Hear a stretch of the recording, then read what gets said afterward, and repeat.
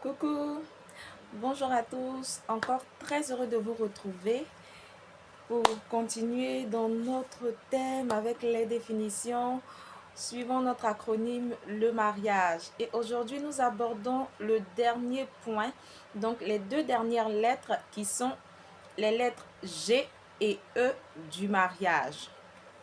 J'espère que vous allez bien. Moi, par la grâce de Dieu, ça va. Et je souhaite également que vous vous portez bien, vous ainsi que vos familles.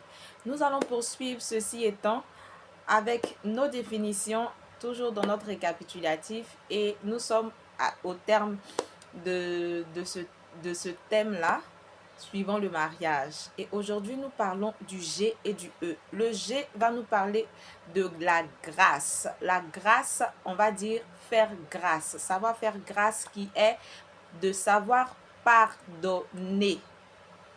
Et le E qui est l'élévation dans le mariage. Alors, pour commencer, nous parlons de la grâce, de G. Quand on dit la grâce c'est savoir pardonner. Faire grâce à son prochain, faire grâce à son partenaire, à son époux ou à son épouse. C'est une phase également très importante en tant que marié, parce qu'il y a des personnes qui ne savent pas pardonner. Le pardon, c'est aussi un don de Dieu. Le pardon, il est divin. Le pardon vous libère. Le pardon vous procure une certaine joie.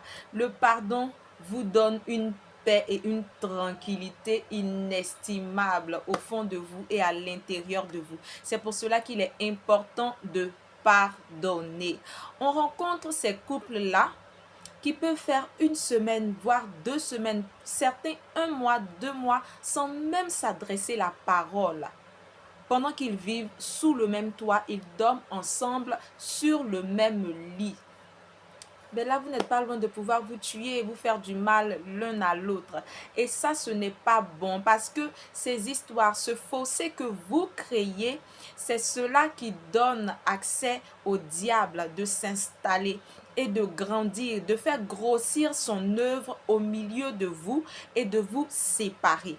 Alors, trouvez le moyen de savoir pardonner. Lorsque monsieur ou madame a fait une erreur, vous avez constaté une maladresse ou quelque chose qui n'est pas bon dans le comportement de l'autre, il est alors plus judicieux de l'appeler, de le faire asseoir et lui dire, voilà chérie, voici ce que tu as fait, tu as agi de telle façon, je n'ai pas aimé, je me suis senti frustrée. Et quant à lui de pouvoir s'excuser.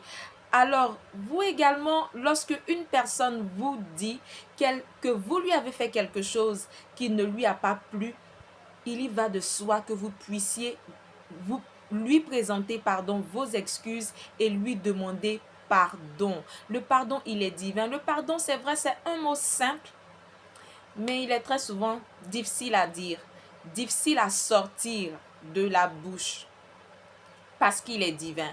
Parce que le pardon, c'est une source de l'amour. Le pardon, c'est une œuvre également d'amour. C'est une œuvre d'amour que vous manifestez vis-à-vis de celui qui est en face de vous. Voilà pourquoi il est important de savoir pardonner, de savoir faire grâce. Alors, pardonnez autant de fois que vous le pouvez. On rencontre parfois des personnes, des femmes qui sont victimes de l'infidélité ou de l'adultère de leur conjoint. Les femmes comme des hommes d'ailleurs, qui sont victimes de l'infidélité de leur conjoint. Alors, autant de fois que vous en avez le cœur, la possibilité, le don de pouvoir le faire, pardonner. Cela ne fait pas de vous une personne stupide. Cela ne fait pas de vous une personne idiote. Cela ne fait pas de vous une personne insensée. Mais cela fait de vous une personne de grande valeur. Cela fait de vous une personne forte. Cela vous donne une arme puissante et redoutable que celui qui est en face de vous n'a pas. Pardonnez autant de fois que vous en avez la force et que vous en aurez la force, car il est important dans votre vie de couple et dans votre marche en tant que couple et en tant que marié, c'est important de pardonner. Alors vous également, lorsque une personne vous a fait du tort, votre conjoint, votre conjointe vous a fait du tort, et qu'il vient ou elle vient vers vous pour vous demander pardon, ayez également le cœur de pouvoir le recevoir, de pouvoir la recevoir et de lui accorder le pardon qu'il vous demande. N'emprisonnez pas des personnes dans votre cœur, parce que quand vous mettez quelqu'un dans votre cœur, vous gardez la rancœur, vous êtes plein de colère. Cela vous enferme vous-même. Vous devenez un gardien de prison quelque part, parce que X est au fond de toi et tu vas méditer sur la maladresse de X. Tu vas t'asseoir et cela crée de mauvaises ondes, cela attire de mauvaises ondes, cela va commencer à générer en vous des pensées négatives et le diable va s'y installer. Il va commencer à pomper votre esprit, à pomper vos pensées de tout ce qui est malsain, de tout ce qui est négatif, et cela peut vous détruire, vous, comme celui également ou celle qui est en face de vous. N'ayez pas de la colère, ne dormez pas sur votre colère. S'il vous plaît, apprenez à pardonner. C'est vrai, c'est un exercice aussi assez difficile, mais on peut s'entraîner à pardonner. On peut faire des petites choses chaque jour qui vont nous aider à ne pas garder, à ne pas accumuler des choses mauvaises dans notre cœur.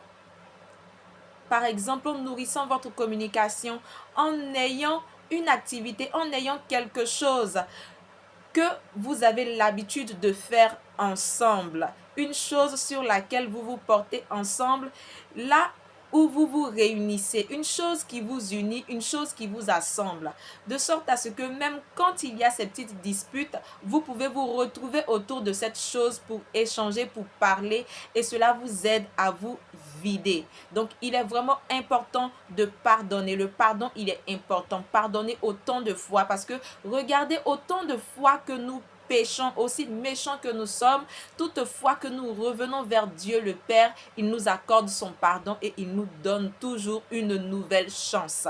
Et n'oublions pas ce fait-là. Pardonner, c'est divin. Pardonner, c'est également une preuve et une marque d'amour. Pardonner, c'est un signe de grandeur. Pardonner, c'est important. Il est bon de savoir pardonner. La colère vous détruit. La colère vous emprisonne. Les rancœurs vous emprisonnent. La rancœur va vous rendre prisonnier de toutes vos pensées malsaines et ou négatives. Et parfois, ce sont des incompréhensions. Parfois, vous avez entendu quelque chose d'une manière que la personne n'a pas voulu dire. C'est simplement une mauvaise expression. Alors, si vous ne retournez pas vers cette personne pour pouvoir lui dire, voici ce que tu m'as fait, je n'ai pas aimé, pour que la personne puisse s'expliquer, elle, à son tour, et vous demander pardon, vous ne saurez jamais, vous n'aurez jamais la tranquillité au fond de vous et à l'intérieur de vous. Alors, apprenez à pardonner, allez vers votre partenaire, communiquez, faites-lui savoir qu'il vous a offensé, qu'elle vous a blessé, et ensuite recevez le pardon. Donnez également vous aussi le pardon. Dans le G, nous avons aussi la guerre. La guerre contre qui? La guerre contre toutes les entités spirituelles et démoniaques qui vont se lever contre notre couple. Alors, la guerre des alliés spirituels. Tout comme nous l'avons vu dans notre alliance, il y a également cette alliance-là de famille, cette alliance d'entités qui s'unissent, cette alliance-là d'entités aussi spirituelles. Alors nous allons en guerre contre toutes ces choses. Le mariage, le foyer, c'est vrai, c'est un lieu de transformation, c'est un lieu de brisement, c'est un lieu de formation, mais n'empêche que vous êtes entré dans le mariage, Satan n'est pas content que vous soyez heureux. Satan ne veut pas que vous connaissiez le bonheur ou un épanouissement. Alors, il va également mettre des embûches sur votre chemin. Et c'est cette guerre-là que vous allez mener. Mais dans cette guerre, vous ne devez pas être seul. C'est réciproque. Monsieur et madame, vous vous battez ensemble contre un seul ennemi qui est le diable, qui veut vous empêcher de réussir et de vivre heureux. C'est la guerre également contre toutes les railleries qui vont être autour. Face à des difficultés, vous pouvez être parfois objet ou sujet de moquerie, mais il va falloir avoir un état d'esprit supérieur. Il va falloir prendre de la hauteur. Il vous faudra être grand d'esprit. Il vous faudra élever votre esprit et votre sens afin de pouvoir succomber, afin de ne pas plutôt succomber à toutes les moqueries et de ne pas vous laisser abattre par tout ce qui va se passer autour. Alors ce sera une guerre dans votre environnement contre toutes ces personnes qui vous regardent, les jaloux, les jataos, tous ceux-là qui sont contre votre bonheur et contre votre joie quotidienne et contre les œuvres de Satan également qui vont se lever pour vous étouffer et vous empêcher de connaître une joie parfaite. Alors dans cette guerre, il est important que vous sachiez vous pardonner parce que lorsque vous allez vous cogner et lorsqu'il y aura parfois des maladresses, des discordes ou des disputes, il va falloir être fort et le pardon sera une arme pour vous et redoutable afin de pouvoir lutter contre toutes ces œuvres. Car là où il n'y aura pas la colère et que la joie prendra place, vous allez chasser toutes les ondes négatives et tout mauvais nuage qui pourra se suspendre au-dessus de votre tête. Apprenez à pardonner et sachez mener également cette guerre contre l'ennemi qui se bat contre votre bonheur. Également, nous allons parler du E, enfin pour terminer. Et dans ce E, nous avons l'élévation.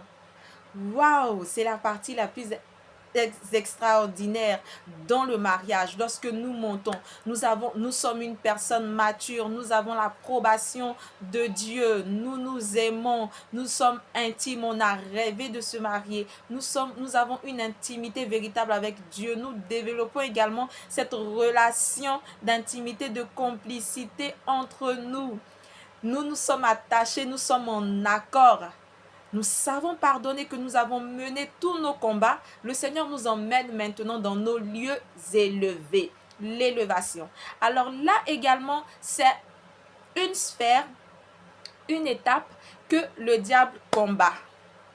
Parce qu'une fois que vous êtes élevé, que vous êtes dans l'élévation, qu'est-ce qui doit vous faire descendre encore? Alors si arrivé à ce niveau, vous chutez et que vous tombez, c'est qu'il y a quelque chose qui a été faussé et raté à la base ou au départ. Ou il y a quelque chose que vous avez négligé. Il y a un combat que vous n'avez pas su mener ou que vous n'avez pas bien mené.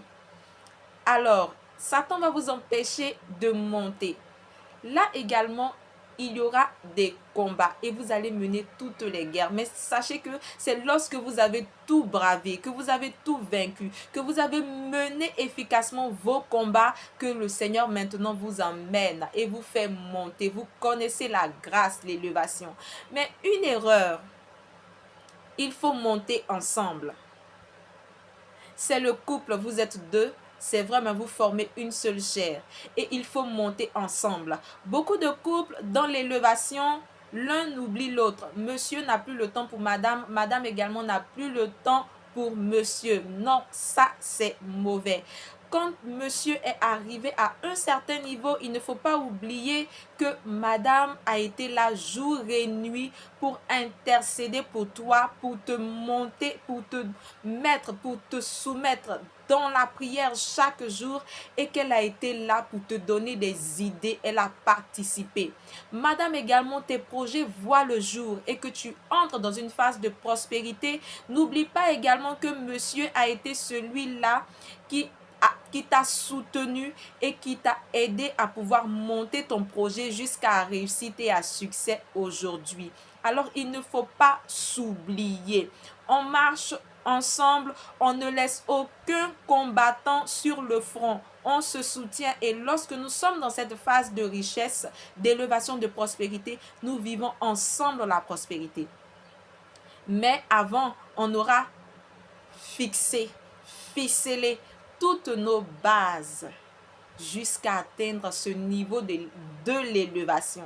Alors c'est le niveau extraordinaire. Vous vivez la plénitude avec le Seigneur. Vous expérimentez de grandes choses et c'est l'étape de votre témoignage. Et là où vous reflétez la gloire de Dieu, la victoire de Dieu dans votre vie, au travers de tout ce que vous avez pu traverser, vous avez surpassé, vous avez bravé des étapes et vous y êtes arrivé à l'élévation. Et c'est là que chaque couple doit arriver. C'est dans cette phase que tous les couples doivent aspirer à baigner, à régner, à demeurer, à vivre et à nager, si je peux le dire ainsi. Alors, l'élévation avec Dieu. Et surtout, apprenez à monter ensemble. Grandissez ensemble. Allez ensemble dans cette élévation. Faut pas monter sans ta femme.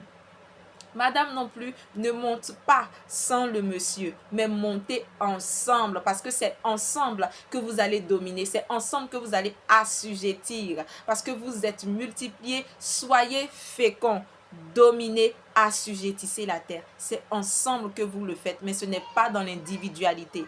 Que Dieu vous bénisse encore et j'espère vraiment que ces messages et toutes ces définitions vous ont fait du bien. Nous avons passé 3 mois pratiquement à parler de mariage en long et en large et voilà qui met fin à ce grand chapitre du mariage. C'est vrai, nous avons donné beaucoup de détails. J'espère que ces détails, vous les avez notés minutieusement et qu'ils vous serviront également dans votre marche en tant que cheminant, en tant que fiancé, couple, également en tant que marié, et que tous ces détails vous ont permis d'avoir la bonne compréhension, les bonnes notions, la bonne vision de ce qu'est le mariage en réalité, de ce que le foyer devrait représenter et devrait être pour nous. Alors, merci à tous ceux qui nous suivent, que Dieu vous bénisse encore et à partir de la semaine prochaine, nous allons entrer de plein pied dans de nouveaux thèmes, des questions assez intéressantes. Alors, je vous invite surtout à rester connectés toujours et pour toutes les personnes qui ont un quelconque besoin, contactez le 07 16 17 81 08. Toujours, je suis disponible pour toutes les préoccupations que possible et nous sommes là pour vous aider avec la grâce du Seigneur à monter, à vous élever et que Dieu vous bénisse. Surtout, soyez joyeux, apprenez à pardonner. Que Dieu vous garde.